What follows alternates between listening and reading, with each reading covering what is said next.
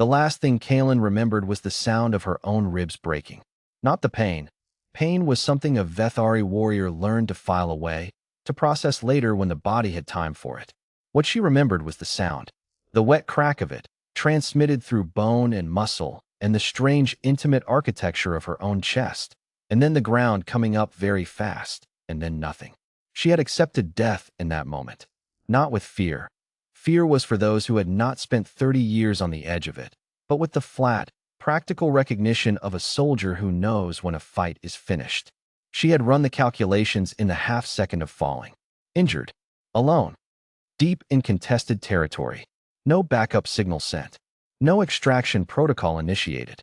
Dead. She was therefore significantly confused to wake up warm.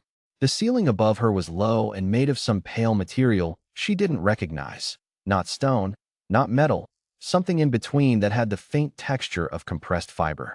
There was light, soft and indirect, coming from a strip along the wall to her left.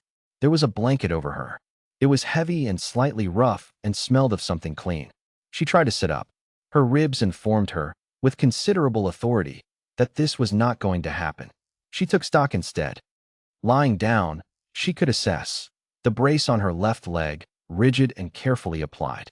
The bandaging around her midsection, tight enough to stabilize without restricting breath. Someone who understood field medicine, or had access to it. Her weapons were gone. Her armor had been removed. She was wearing something loose and unfamiliar. She was alive.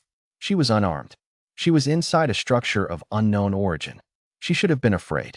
What she actually felt, underneath the pain and the confusion, was something she hadn't felt in a very long time. Safe. She didn't know what to do with that. There was a smell.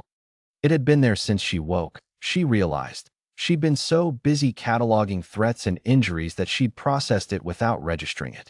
Something warm and complex, layered, the kind of smell that reached past the analytical mind and spoke directly to something older. Something that said, fire, food, shelter. Someone was cooking. Kaylin turned her head slowly, carefully, and found that the room she was in had an open doorway to her left. Through it, she could see the orange flicker of a heat source and a figure moving with the unhurried, competent rhythm of someone who knew exactly what they were doing. A human. She recognized the silhouette immediately.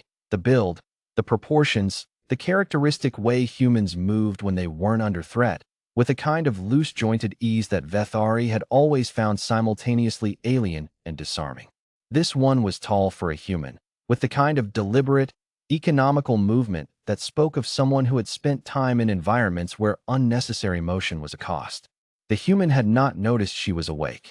Or if they had, they were choosing not to acknowledge it. Kaylin watched through the doorway and tried to understand what she was seeing. It took her several minutes to realize that what the human was making was food for her. Not for themselves. There was one portion being assembled, one bowl being prepared, and it was larger than a human would require. They were working from something Kaylin recognized, field rations from a Vethari emergency kit, the compressed nutrient blocks that tasted roughly like flavored cement. But the human had opened them and was doing something to them, heating them, adding liquid, mixing in other ingredients from small containers along the shelf, working with focused attention as though this were a problem worth solving properly. Kaylin had eaten Vethari field rations for 30 years. She had never once seen anyone try to make them better. "You're awake," the human said, without turning around. Kaylin decided there was no advantage to pretending otherwise. "Yes." "Good. This is almost ready." The human's voice was even, unforced. Not the careful neutrality of someone managing a dangerous situation, just ordinary. "How's the pain?" A strange question from an enemy. "Manageable. Your ribs are fractured, 3 of them, possibly 4. I couldn't get a precise read with what I have here. The leg is a clean break, midshaft. I've stabilized both. You'll need proper medical attention, but you're not in immediate danger." The human paused, stirred something. "You were in immediate danger when I found you." "That part's over." Kaylin processed this. "You found me. You came down about 2 kilometers east. I heard the impact." The human finally turned, carrying the bowl, and Kaylin got her first proper look at them. A face that had lived in it, weathered, unsentimental, with the particular steadiness in the eyes that she associated with people who had seen things and decided to keep going anyway. Not young. Not old. Somewhere in the middle, where most of the difficult knowledge lived. I almost didn't go out. Thought it might be debris from the orbital exchange. A brief pause. Glad I did. The human set the bowl down on a surface beside Kaylin's head and then stepped back, giving her space, making it clear without saying so that the food was hers to take or refuse. Kaylin looked at the bowl.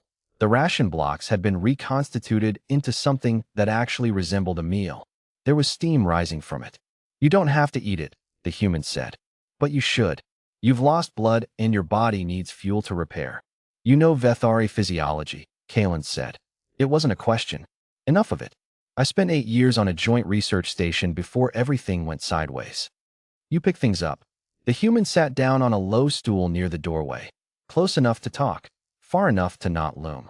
I know you probably shouldn't be eating human food, and I know the rations from your kit aren't ideal either, but I figured close to right was better than nothing. Kaylin looked at her. Why, she said. The human raised an eyebrow. Why what? Why any of this? Kaylin kept her voice flat. Not because she felt flat. She did not feel flat. She felt something large and unnameable moving around in her chest alongside the fractured ribs. But because she was a soldier and flat was what she had. I am Vethari. I am armed forces. I came down in your territory during active conflict. Every protocol you have says I am a prisoner of war. Sure, the human said. So why am I in a bed? Why is there food? Why? She stopped. Started again. Why are you cooking? The human was quiet for a moment. Not uncomfortable, thoughtful. The way someone is quiet when they are deciding how honestly to answer something. Because you were hurt, they said at last. And I found you, which means you became my responsibility. That's how it works for me. They glanced at the bowl, then back at Kaylin. And because I know what it's like to be somewhere cold and broken and alone, and I know what it means when someone brings you something hot to eat. It doesn't fix anything, but it means you're not alone anymore. Kaylin looked at the ceiling for a moment. 30 years of war. 30 years of enemy and ally, threat and asset, leverage and loss. She had a framework for every scenario she had ever encountered, a trained response, a calculation. She did not have a calculation for this. She reached out, slowly, and picked up the bowl. The human's name, she learned, was Vera, not a soldier, a surveyor stationed alone at a monitoring outpost at the edge of the contested zone. She had been out here for 4 months, scheduled for rotation in 6 weeks, completely alone except for a communication relay and a garden she'd started in the pressurized annex because, as she explained with a slight shrug, she needed something alive to look after. She did not ask Kaylin anything about the war. She did not ask about unit strength or troop movements or strategic objectives. She asked if the food was tolerable and whether the leg brace was too tight. And at some point she brought out a worn deck of cards and asked if Kaylin knew any games. And when Kaylin said she didn't, Vera taught her one. It was a simple game. Kaylin won 3 rounds and lost 2. They did not talk about the war. Extraction came 4 days later. Vethari Signals Intelligence had been triangulating her position since the crash. And when the scout ship came down in the clearing outside, Vera stood in her doorway and watched it land without any particular expression.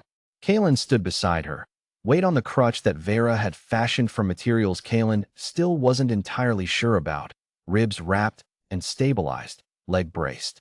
She turned to the human. There were things she might have said.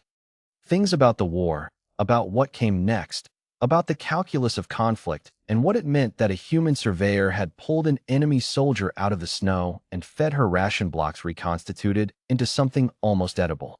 There were things about the card game, and the garden in the annex, and the 4 days of careful, quiet company. She didn't say any of them. What she said was, "You should have left me." Vera looked at her. "Probably," she agreed. "It would have been safer for you." "Also probably." Kaylin held her gaze. "Why didn't you?" Vera was quiet for a moment. Then she said, simply and without drama, the thing that Kaylin would carry with her for the rest of her life. Through the negotiations and the armistice, and the long, slow work of building something new from the rubble of 11 years of war. "Because I found you. So you were mine to take care of." She paused. "It really is that simple." Kaylin looked at her for a long moment. Then she reached out, pressed 2 fingers briefly to Vera's shoulder. The Vethari gesture of debt acknowledged, freely given, no repayment demanded, and walked toward the scout ship without looking back. She didn't trust herself to. The ceasefire proposal that Kalin submitted 3 months later contained a single unusual clause that her staff argued about for weeks. They said it was too vague, too personal, not the language of treaties. She kept it in. It is the position of the Vethari High Command that an enemy who finds you broken and makes you dinner is no longer an enemy.